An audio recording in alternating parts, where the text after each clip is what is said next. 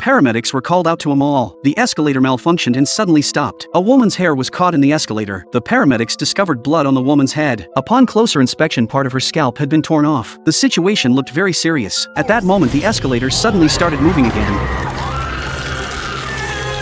The woman's hair was caught in the escalator once more. Shay quickly pressed the nearby emergency stop button. The woman screamed in pain. Shay grabbed a pair of scissors and quickly cut the woman's hair. She was then rushed to the hospital. A man was stuck in a wood chipper. His partner said that he tried to kick away a large branch, but it snagged his pants and pulled him in. Bowden learned that the man's partner had already shut down the machine. He said, "Not good enough. We must disconnect the battery. Don't need any more surprises." The other firefighters discussed how to dismantle the machine. At this moment, the man worriedly asked if he would lose his legs. The paramedic kept reassuring him while assessing his injuries. One leg's bleeding out. I'm gonna place a tourniquet, get a line in. I need you to go to the ambulance. Finally, as the firefighters took apart the engine, 1, 2, 3. the man was pulled out of the wood chipper and placed on a gurney.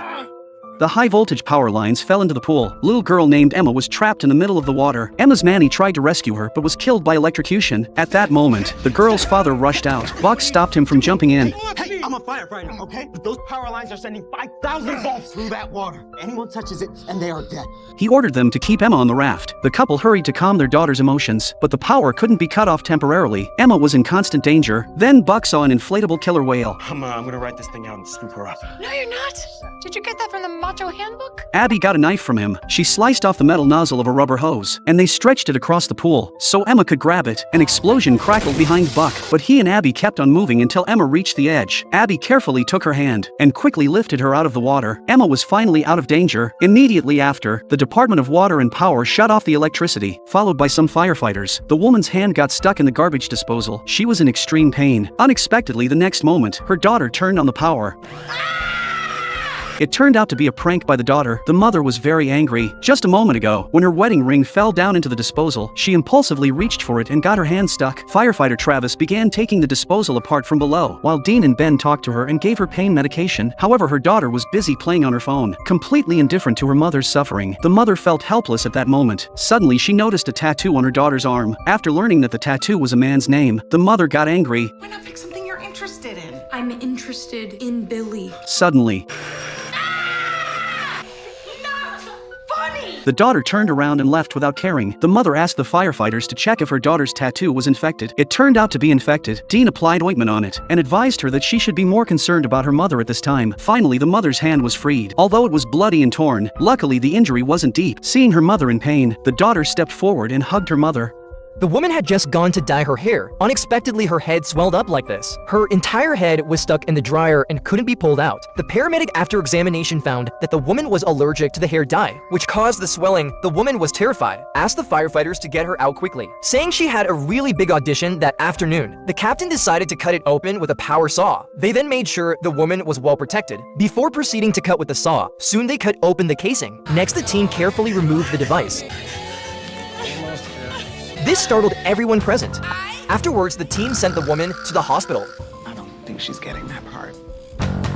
A serious accident occurred at the archery range. A man was lying on the ground. An arrow had shot straight through his neck. He tried to speak but couldn't. Brett told him to stay calm. She understood he was having trouble breathing, but he needed to try to relax. Upon checking, his oxygen levels were normal, so he didn't need to be sedated. It was best to let him breathe on his own. Therefore, the arrow couldn't be removed. Kelly suggested rigging up a C-collar. Brett said the arrow was too long to transport him. They needed to cut the arrow short. Kelly instructed the team to get a whizzer saw and a tool bag. Brett asked why not just cut it off. Kelly explained it was carbon. Both cutters would crush it into razor-sharp splinters. The paramedic used a suction device to clear the blood from the man's mouth. Firefighters clamped the arrow with pliers to minimize vibrations during cutting. But as soon as the saw touched the arrow, the man groaned in pain. Brett quickly called for a stop. The vibration was giving him subcutaneous emphysema. The bubbles were putting pressure on his throat. They had to prevent air from getting in. They used bandages to create figure-8 wraps. Then the firefighters resumed cutting. Finally, they successfully cut the arrow shaft, then placed him on the stretcher and transported him to the hospital. A man had a dart stuck in his head. The paramedics gasped in shock when they saw it. His friend explained that it was an accident. Kevin threw it at him. He told me to! This point is 1 inch long at least. The man wanted to pull it out directly. Foster hurriedly stopped him, saying he needed a trauma surgeon to remove that. It was uncertain if it had extended into the brain. He put a lime on his head and he had me try to hit it like Robin Hood or whatever. At this point, the man still wanted to pull it out directly. Brett quickly stopped him. Foster brought a shaker, just about to fix it on the man's forehead. When his friend jumped in to cause trouble, another man quickly dragged him aside, knocking someone else over in the process. The scene became chaotic. Luckily, the firefighters arrived in time.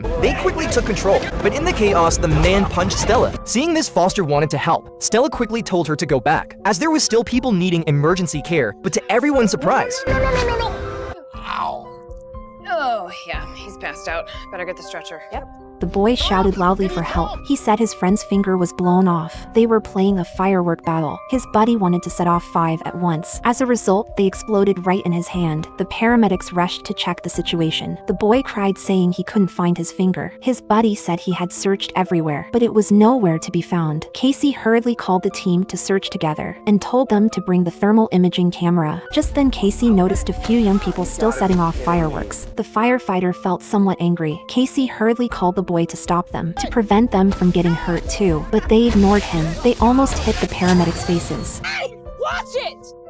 Knock it off! Unexpectedly, the next second, the firework hit Casey directly. He covered his head in pain. The young man saw that he was in trouble and quickly called his companions to run away. Fortunately, the firework only grazed him. The side of his neck was slightly burned. The paramedic washed his wound. It should be fine in a few days.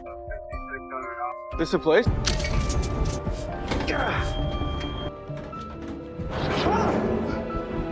Someone's in the vent. Get me the hell out of here! Stay calm. We're firefighters. We're gonna get you out of here. Gotta get out of here. I can barely breathe. How did you get in? From the roof. I was cleaning vent. I fell in. We're gonna get him out the same way he came in. All right, I'm coming down for you. I got you. What happened here? I got an alert on my phone. The system tripped while your guy was cleaning out the grease vent and fell in. We're closed today. Nobody's working. Oh. There've been break-ins all up the block last few weeks. The owner just arrived, and I'll be calling in a 10-1. You robbing the place? I just want out. Got any weapons on you? No, I swear. Pull her up. This guy's a criminal. Kid can handle it. Gallo. It's her call to me. Pull me up!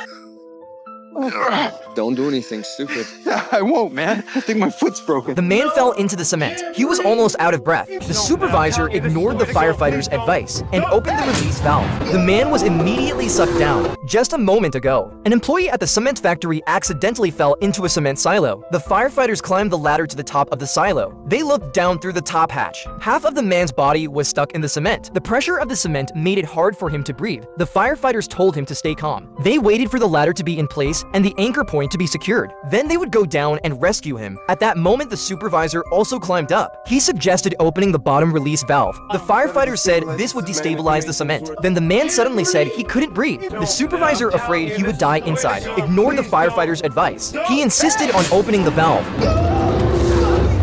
You need to back up and let us handle this. But the supervisor's action made the situation even more critical. Luckily, the ladder was ready. They lowered an air quality monitor, then rappelled down to rescue him. The firefighter placed a backboard on the cement to reduce pressure and tied a safety rope around the man. As the firefighter placed another backboard, he noticed the man was about to suffocate, so quickly called another firefighter to help. They had just secured the man with ropes. When the air monitor started to alarm, We need more air down here! the firefighters extended an air duct down. Oxygen levels quickly returned to normal, but there was no time to dig him out. The firefighters instructed to tighten the ropes. Then the lieutenant opened the release valve. The cement began to flow out slowly. The two firefighters dug the cement around the man desperately. This reduced the suction, preventing him from being torn apart by the cement. The man soon had most of his body free. The firefighters quickly notified to close the valve. Then they pulled the man up. The paramedics gave him an intravenous injection, then put an oxygen mask on him. The man slowly regained his breath.